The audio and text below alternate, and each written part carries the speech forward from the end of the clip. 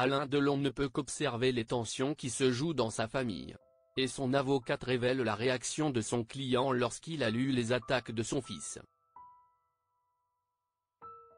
La guerre fratricide bat son plein chez la famille Delon. En effet, entre Anthony et Anouchka, rien ne va plus. Si le premier a déposé une main courante contre sa sœur, pour lui avoir menti sur la santé de leur père, voilà que la seconde a déposé plainte contre l'aîné des enfants Delon après avoir lu un article dans le magazine Paris Match.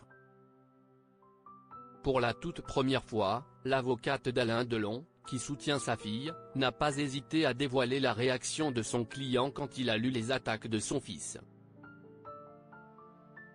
Dans une interview exclusive pour la Tribune du dimanche, elle indique « J'aimerais d'abord parler au nom d'Alain Delon.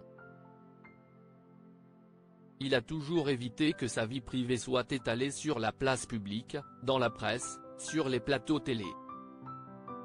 J'ai échangé avec mon client au téléphone jeudi dernier et je peux vous dire qu'il n'a pas du tout apprécié l'interview fleuve de son fils dans Paris Match. Toutes ces histoires l'affectent terriblement. »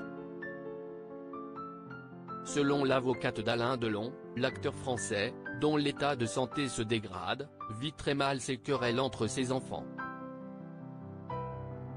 Ça fait 30 ans qu'il est en guerre avec son père. Aujourd'hui, ce qui est différent, c'est qu'Alain Delon n'est plus en état de se défendre, d'aller courir les plateaux de télévision, précise l'avocate.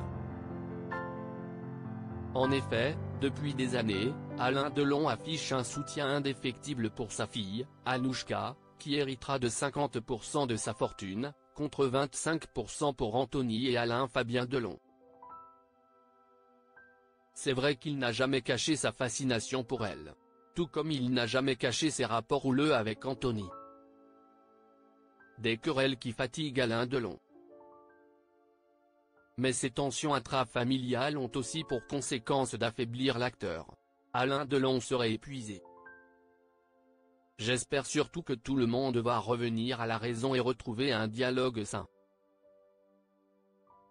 C'est abject de dire dans une interview que c'est son dernier Noël. Peut-être qu'Anthony souhaite réellement sa mort.